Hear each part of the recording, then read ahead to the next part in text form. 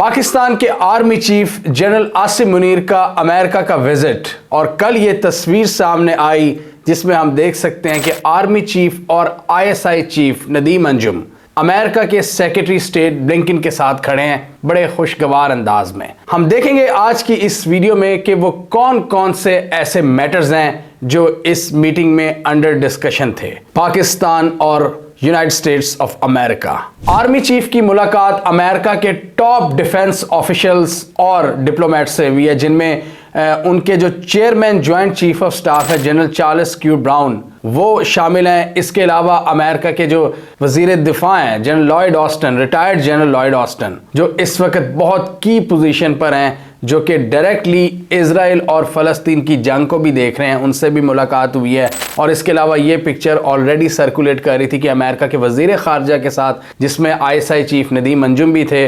इसके अलावा उनकी जो डिप्टी सेक्रेटरी ऑफ स्टेट हैं विक्टोरिया न्यूलैंड, उनसे भी उनकी मुलाकात हुई है। इसके अलावा पाकिस्तान में जो एम्बेसडर हैं डोनाल्ड ब्लोम, उनसे भी आर्मी चीफ की मुलाकात हुई है।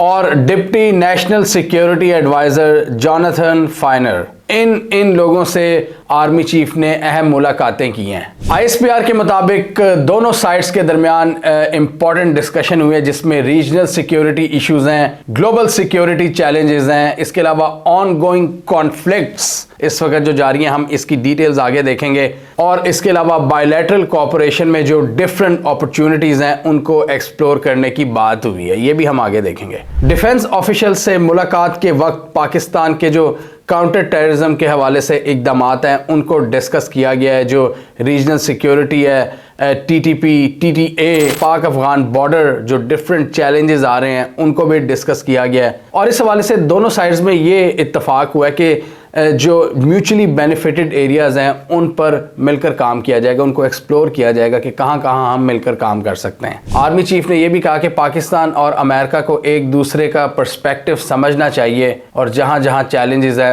एक दूसरे की मदद करनी चाहिए। पाक अमेरिका ताल्लुकात की बेहतरी पर उन्होंने जोर दिया। इसके अलावा एक और बहुत इंपॉर्टेंट मैटर कश्मीर के हवाले से भी आर्मी चीफ ने बातचीत की है अमेरिकन से, और इस पर पूरे इंडियन मीडिया ने वावेला मचाया हुआ था कि पाकिस्तान के आर्मी चीफ ने एक बार फिर कश्मीर का इशू उठा दिया अमेरिकन के सामने। इस पर भी इन्होंने बात की है जो पिछले दिनों आर्टिकल 370 के हवाले से फैसला आया है भारतीय सुप्रीम कोर्ट का कि जी वो उनके स्पेशल जो स्टेटस ख़त्म कर दिया कश्मीर का, और कश्मीर का जो पूरा ओवरऑल मैटर है उसको भी डिस्कशन में लाया गया है। और इधर इंडियन मीडिया को ये डर है कि पाकिस्तान और अमेरिका के दरमियान जो ताल्लुकात हैं वो रीसेट होने लगे हैं और अब अमेरिका पाकिस्तान को ज़्यादा इम्पोर्टेंस देगा। इंडियन मीडिया पे मैं ये चीज़ें सुन रहा हूँ और इंडिया में इस वक्त एक थोड़ा सा एंटी अमेरिका सेंटीमेंट जनरेट हो रहा है, नज़र क्लियरली विजिबल हो रहा है कि पाकिस्तान अब क्यों दोबारा करीब होने की कोशिश कर रहा है अमेरिका से। इसके अलावा पाकिस्तान एम्बेसी ने एक इवेंट मुनक्किद किया जिसमें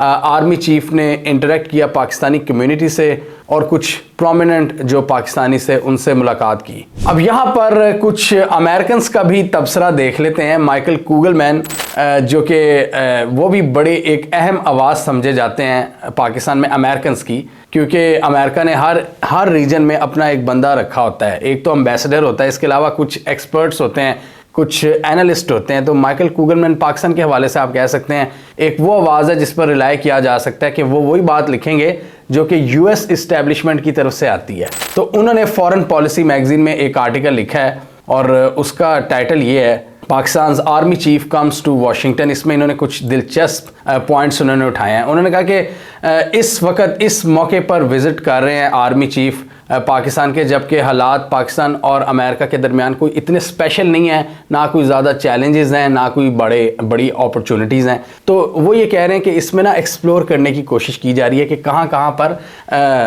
एरिया ऑफ कोऑपरेशन को बढ़ाया जा सकता है। मतलब दोनों साइड्स अब ये गौर कर रही हैं। उन्होंने कहा क्योंकि क्राइसिस को इतना बड़ा है नहीं इस वक्त पाक और अमेरिका ताल्लुकात में, क्योंकि अफगानिस्तान से अमेरिकन फोर्सेस का इनखला भी हो चुका है। तो अब ये सोचा जा रहा है कि किस तरह दोबारा से ताल्लुकात को रीशेप किया जाए, क्योंकि पहले पाकिस्तान इनकी मदद करता रहा हमेशा से, चाहे जो भी गवर्नमेंट हो। अफगानिस्तान में चाहे एब्सोल्युटली नॉट वाले हों, चाहे एब्सोल्युटली यस वाले हों, हर लोग अमेरिकन की मदद तो करते ही करते हैं। आप देखें इमरान खान की हुकूमत ने भी बड़े अच्छे ऐसा तरीके से उनका सेफ इवैक्यूएशन सारा प्रोसेस उसमें मदद की अमेरिकन की। उससे पहले जितनी गवर्नमेंट्स थी अमेरिका के साथ चलती रही हैं, बल्कि इमरान खान के दौर में ये ट्रंप ने काफ़ी क्लोज कर लिए थे ताल्लुकात। उससे पहले नवाज शरीफ के दौर में दूर हुए थे अमेरिका से ताल्लुकात, और उससे पहले कियानी के दौर में भी कुछ ताल्लुकात करीब थे।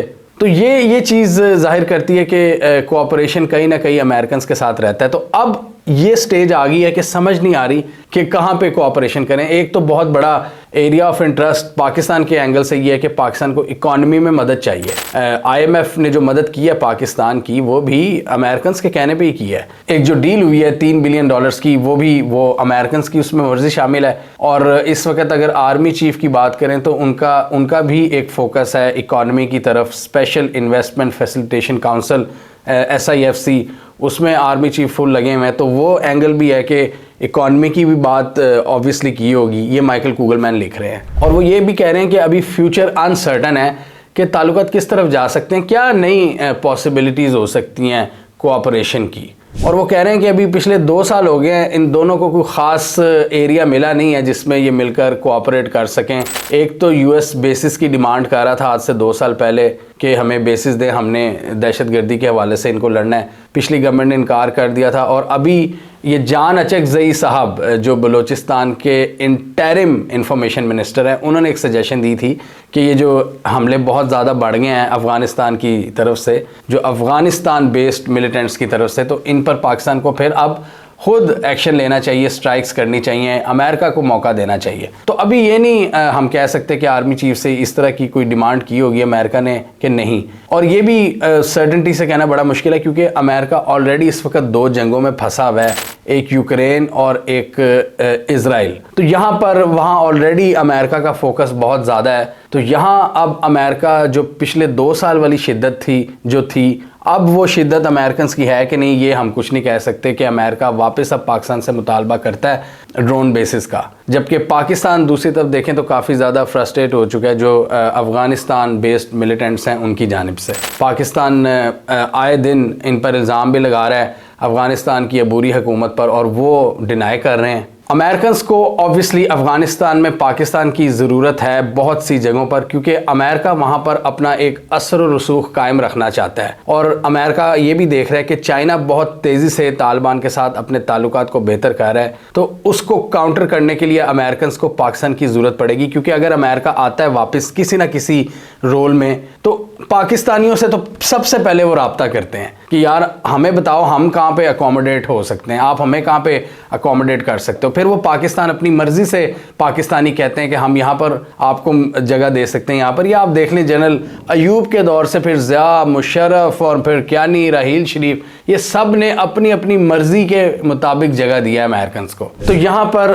ऑब्वियसली अगर अमेरिका कोई फ्यूचर में कोई रोल देख रहा है अफगानिस्तान में, तो वो पाकिस्तान से एक्सपेक्टेशन लगाएगा। इसके अलावा पाकिस्तान ये चाहता है ये जो TTP वाला थ्रेट है इसमें अमेरिका पाकिस्तान की मदद करे, और पिछले दिनों काफ़ी ज़्यादा अटैक्स में इजाफा हुआ है। इस हवाले से दोनों साइड्स इधर एक कोलैबोरेशन बनती है जो कि क्लियर नज़र आ रही है कि यहाँ पर एक हो सकती है कोई अरेंजमेंट हो सकती है पाकिस्तान और अमेरिका के दरमियान। और अमेरिका ने भी क्लियरली कह दिया कि हम TTP के मामले में पाकिस्तान को सपोर्ट करेंगे हर तरह से। और फिर अफ़गान रेफ्यूजीज़ का भी मामला है।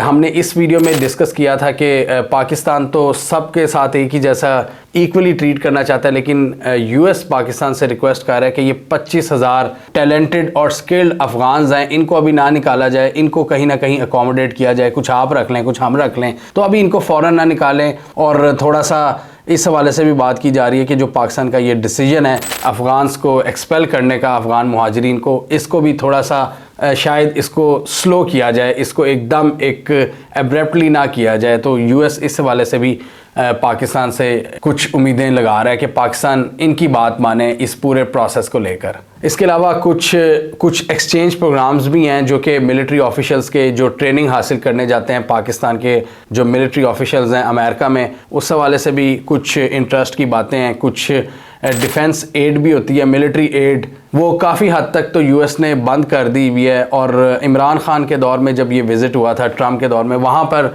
कुछ बहाली की बातें हुई थी और अब का जो स्टेटस है वो अभी क्लियर नहीं है। इसके अलावा माइकल कुगलमैन ये भी लिखते हैं कि दूसरे जनरल्स की तरह आसिम मुनीर के इतने ज़्यादा ताल्लुकात नहीं हैं वेस्ट के अंदर, तो उन्होंने वो भी अपनी एक चीज़ कायम करनी है कि इन विजिट्स के थ्रू वो अपनी एक प्रोफाइल बनाएंगे, पूरी दुनिया को दिखाएंगे कि मतलब एज अ इम्पॉर्टेंट ऑफिशियल, एक इम्पॉर्टेंट पाकिस्तानी ऑफिशियल। और हम देखते हैं कि हमेशा से ही जो यूएस है वो पाकिस्तान के जो मिलिट्री चीफ्स हैं उनके साथ हमेशा बनाकर रखता है। और आजकल तो पाकिस्तान की सिचुएशन वैसे ही जो अगर सिविलियन गवर्नमेंट की बात करें तो उसका तो कोई वजूद नहीं है, पॉलिटिक्स का बुरा हाल है। तो इस मौके पर उनको एक ही फिर क्रेडिबल बंदा नज़र आता है और वो है आर्मी चीफ। इसीलिए डिफरेंट मैटर्स पर आर्मी चीफ से जो उनका कोऑपरेशन है वो फिर नेचुरल होता है, चाहे वो फिर इकॉनमी हो, चाहे वो स्ट्रेटेजिक ताल्लुकात हों, डिफेंस ताल्लुकात हों या फिर रीजनल सिक्योरिटी, वो फिर उसी आर्मी चीफ से ही करते हैं। और इस वक्त आसिम मुनीर से बेहतर ऑप्शन अमेरिकन के पास कोई है नहीं जिनसे वो डील करें, क्योंकि सिविलियन गवर्नमेंट तो तकरीबन ना होने के बराबर है। ऑब्वियसली पाकिस्तान की कुछ इकॉनमी के हवाले से भी एक्सपेक्टेशन होगी कि अमेरिका मदद करता रहे और अमेरिका के ताल्लुकात अरब रियासतों से भी है, तो उसके थ्रू भी पाकिस्तान को एक इमदाद मिलती रहे, एक सपोर्ट रहे अमेरिका की। और फिर अमेरिका की पाकिस्तान से कुछ एक्सपेक्टेशंस हैं चाइना के हवाले से कि जी आप चाइना को इतना ज़्यादा ना अकोमोडेट करें। सी पैक के हवाले से अमेरिकन एम्बेसडर गवादर में खड़े हुए थे थोड़े दिन पहले, तो वो भी ये भी एक कोल्ड वॉर है कि अमेरिका चाहता है कि पाकिस्तान को वो हमेशा दूर रखे चाइना से, मतलब चाइना के इतना करीब ना हो कि वो स्ट्रेटेजिक पार्टनर बन जाए और हमें भूल जाए। और इसलिए अमेरिका हमें किसी हद तक अपने पास रखता है हमेशा। और दूसरा ट्रेड का जो मामला है, ट्रेड की भी अगर बात करें तो पाकिस्तान के लिए जो सबसे बड़ी जो एक्सपोर्ट डेस्टिनेशन है वो अमेरिका है। पाकिस्तान को सबसे ज़्यादा जो बड़ी ट्रेड है वो अमेरिका के साथ पाकिस्तान करता है, $10 बिलियन से ज़ायद, जिसमें पाकिस्तान $6 से $7 बिलियन तक अमेरिका को मसनूआत बेचता है। तो ये एक पाकिस्तान के लिए यहाँ भी एक पॉजिटिव एंगल बनता है अमेरिका के पॉइंट ऑफ व्यू से। और अमेरिका हमेशा सी पैक के मुकाबले में ये फिगर्स आपके सामने पेश करता है कि देखो जी हम आपके ज़्यादा रिलायबल पार्टनर हैं और हम आपको IMF में भी मदद करते हैं, हम आपको दूसरी जो आपकी इकॉनमी के मसले हैं उधर भी आपकी मदद करवा देते हैं इधर उधर से। तो अमेरिका कहता है कि ये सी पैक वगैरह छोड़ो, हमारे पास आओ, चाइना से रखो लेकिन एक हद तक रखो। इसके अलावा आजकल जो मिडल ईस्ट में सिचुएशन है उस हवाले से भी ऑब्वियसली बातचीत हुई होगी, क्योंकि पाकिस्तान का स्टांस हमेशा से फ़लस्तीनियों के हक़ में रहा है और इस बार भी पाकिस्तान की पूरी रियासत ने फ़लस्तीनियों की भरपूर हमायत की है। यूनाइटेड नेशंस में पाकिस्तान के एम्बेसडर बढ़ चढ़ कर फ़लस्तीनियों के हक़ में बोल रहे हैं और फ़लस्तीनियों ने स्पेशली शुक्रिया अदा किया पाकिस्तान के एम्बेसडर का। इस हवाले से भी कोई बातचीत हुई होगी, अमेरिका ने कहा होगा कि थोड़ा सा कोई हो सकता है डिमांड की हो कि जी आप अपना मौक़िफ़ में थोड़ा सा बैलेंस लाएं। और दूसरा जो यूक्रेन जंग है उसमें भी ये तो शुरू से ही, ये तो पिछले जब की वो शुरू हुई थी तो क्या यूरोप, क्या अमेरिका सारी पाकिस्तान पर दबाव डाल रहे थे कि आप रूस को कंडेम करें। हमने अभी तक कंडेम नहीं किया, बल्कि हमने उनसे एनर्जी की डील्स कर ली बाद में। कुछ रिपोर्ट्स ऐसी आई थी कि जी हमने यूक्रेन को असला बेचा है लेकिन पाकिस्तान ने हमेशा इसको डिनाई किया है। तो यहाँ पर भी एक इख्तलाफ है पाकिस्तान और यूएस का रशिया यूक्रेन जंग के हवाले से कि पाकिस्तान खुलकर रूस की अभी तक पाकिस्तान उसको लताड़ नहीं रहा और दूसरा पाकिस्तान इजराइल को भी लताड़ है। और यहाँ पर आर्मी चीफ ने एक और इम्पॉर्टेंट बयान दिया कि हम जो 2 स्टेट सोल्यूशन है उसकी हमायत करते हैं। और 2 स्टेट सोल्यूशन भी तब जो 1967 से पहले वाला जो सारा UN की रेजोल्यूशंस के मुताबिक, जब तक फ़लस्तीनियों को उनके हकूक़ नहीं मिल जाते, जब तक उनको सेल्फ डिटर्मिनेशन के राइट्स नहीं मिल जाते, तब उसके बाद 2 स्टेट सोल्यूशन होगा। ये नहीं है कि आज ही पाकिस्तान का ये मौक़िफ़ है कि जब तक उनको पूरे राइट्स नहीं मिल जाते हम 2 स्टेट सोल्यूशन पे भी नहीं आएंगे।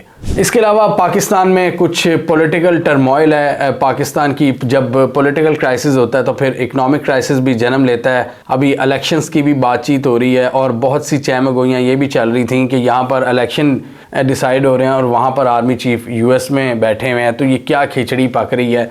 तो ऑब्वियसली जो पॉलिटिकल सिचुएशन है वो भी ज़ेर बहस आई होगी, पॉलिटिकल, इकनॉमिक और फिर ये इलेक्शन से रिलेटेड बहुत से ऐसे मैटर्स हैं। अमेरिका ऑब्वियसली इंटरेस्ट लेता है, वो इंटरफेरेंस का पुराना पापी है हर मुल्क में।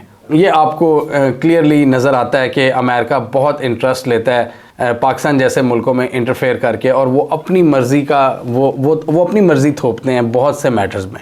हमें कमेंट सेक्शन में बताइए आपके ख्याल में ये जो दोनों ममालिक इस वक्त कोई एरिया ऑफ कोलैबोरेशन ढूंढने की कोशिश कर रहे हैं, जो माइकल कुगलमैन के मुताबिक अभी क्लियर नहीं मिल पा रहा कि कहाँ पर ये आकर कन्वर्ज हो। क्या पाकिस्तान और अमेरिका कोई ऐसा एरिया ऑफ इंटरेस्ट, कोई mutually benefited area of interest ढूंढने में कामयाब हो जाएंगे, या अमेरिका का जो फोकस है वो पाकिस्तान की तरफ नियर फ्यूचर में आप नहीं देख रहे क्योंकि वो बिजी है इजराइल और यूक्रेन में? कमेंट कीजिए। इसके अलावा हमारा यूट्यूब चैनल सब्सक्राइब कर लो, साथ ही वो बेल आइकन भी दबाना ताकि वो स्टोरीज दुनिया भर से और पाकिस्तान से जिनकी मेन स्ट्रीम मीडिया पर प्रॉपर कवरेज नहीं होती, हमारे प्लेटफॉर्म के थ्रू आप तक टाइम पर पहुंच जाएं।